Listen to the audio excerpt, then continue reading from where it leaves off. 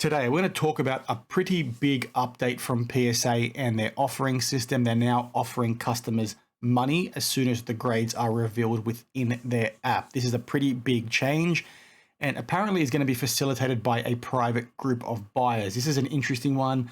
My mind immediately goes to conflicts of interest. Others have gone there as well.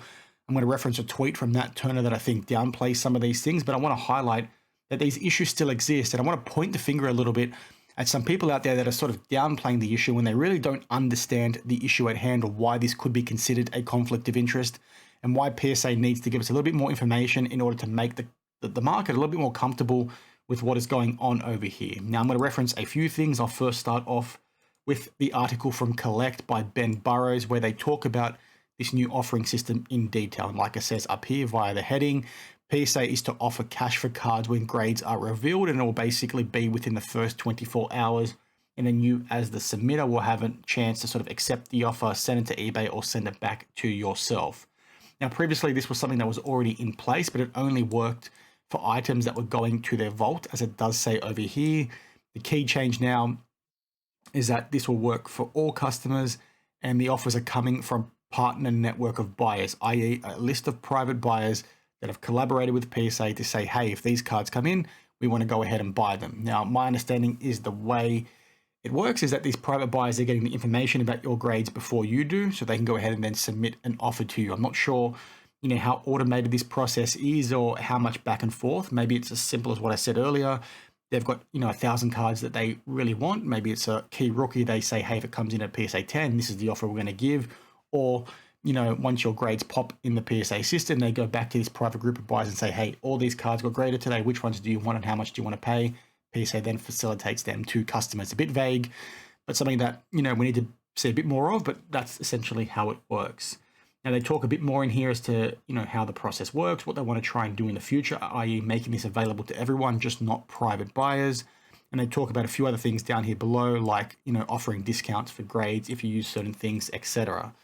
Now, when I first saw this, my mind immediately went to conflicts of interest. The regulars on the channel will know that I work in a particular industry that, means I look at this stuff all the time. I'm an external auditor. When I talk about these things, I look at it through that lens, right? I look at it through the lens of risk appetite and wanting to sort of see these businesses do more when it comes to managing that risk appetite, managing those conflicts of interest. And off the bat, I think this is a really cool thing from PSA. I like this kind of stuff. And if you've been watching the channel for a long time, you'll know that I've been talking about ways these businesses can make things more efficient, because there's a lot of middlemen services that exist within this hobby that mean we end up having to pay more as consumers. You've got the postage fees, you've got all these transactional fees on eBay and these other selling platforms. It becomes a bit of a pain in the backside, if I'm being perfectly honest with you. So businesses trying to innovate and make things more seamless, I think, is a really good thing. And I've been talking about the need for stuff like that for the last 3 years. The part that I don't like is sort of where the conflicts of interest might come into it, right? Especially when PSA is not currently disclosing who this private network of buyers is, because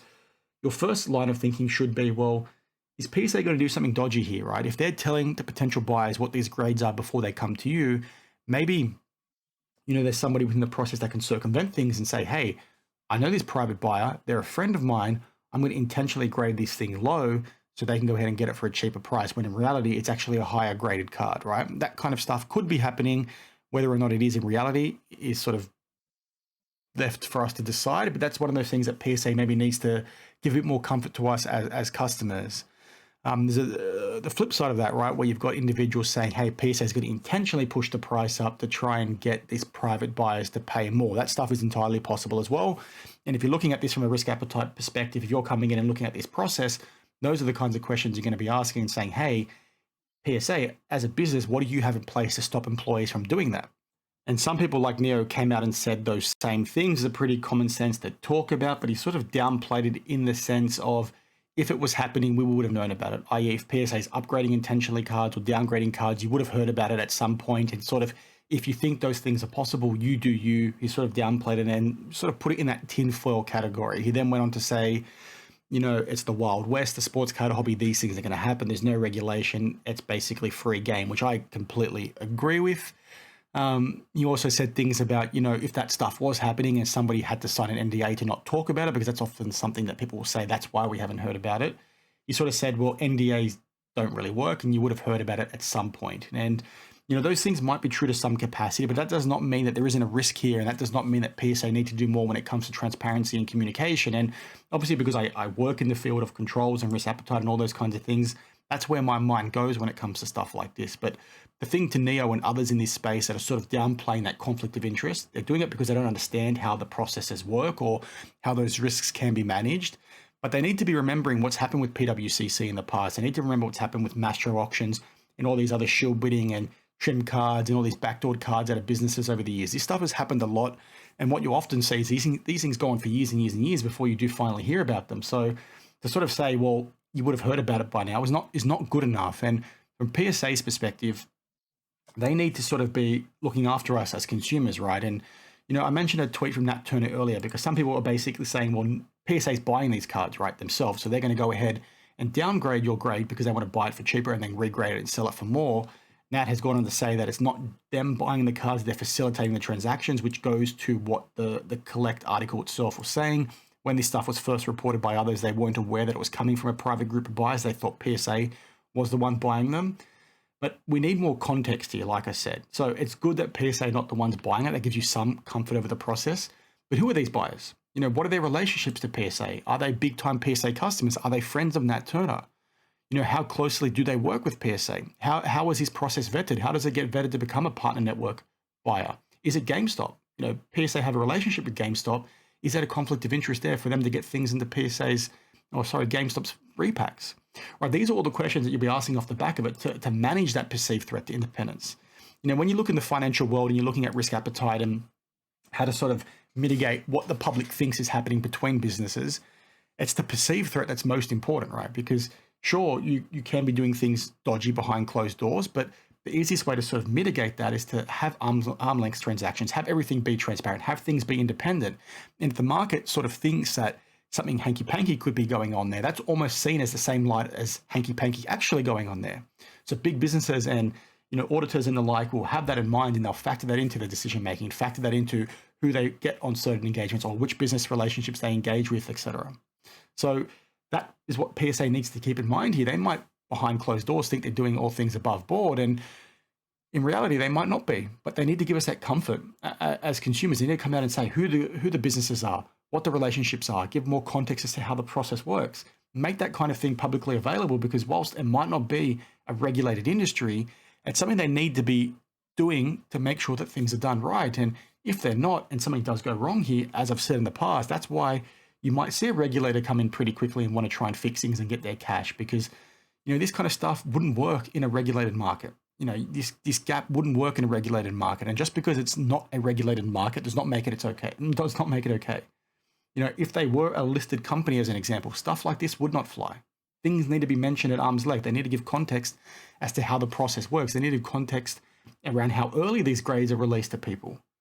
Which graders are involved in this process. Is there an ability for one grader in particular to sort of see this information before it becomes public to others, so they can say, hey, Jeff Wilson, if you're one of our private buyers, do you want to go ahead and send an offer for this card? I've downgraded, I've given it a 7. Like, is that possible within this process? You'd say 99.9% chance it's not possible, right? Because that would be a pretty big issue for PSA. But we don't have that context. And it just goes into all those things around oversight and what they can be doing and not doing.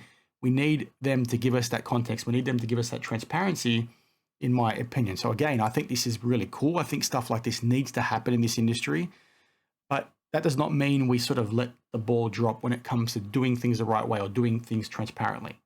There are so many things that could go wrong in this process, as I've explained in the past when it comes to those repacks that they're doing with Jeff Wilson and his business. They're not in the business of offering repacks, and people are saying, well, it's not an issue because PSA can just do what they want.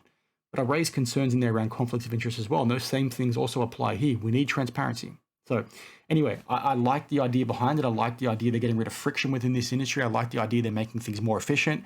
We need a heck of a lot more of it. I'd like to see the same thing from manufacturers in some capacity. I've said in the past, it would be cool to see some sort of digital product that is tied to a physical product that you could open digitally first, perhaps, and maybe send those things directly to graders. Obviously, that opens a whole can of worms, but I can see the industry moving down that path at some point as well, because they want to try and reduce the money going to middlemen, and they want to try and keep it for themselves. And PSA, Topps, Panini have you know, ability to do that because they have essentially all the, you know, what's the word I'm looking for? Leverage. So anyway, I'm rambling. Thanks for watching, guys. Let me know your thoughts down below. I think this is a problem. I don't like the fact that people are downplaying it when they don't truly understand how risk appetite works, how policies and procedures should work. And I'm not saying I'm an expert. This is just my opinion. And as I do always say, my opinion here does not reflect that of my employer. This is just my thoughts on how these kinds of things could be working and how they should be working. So anyway, it'd be good to see PSA come out and say more. It is what it is. Let's see what happens. And I'll see you guys and girls in the next one. Cheers.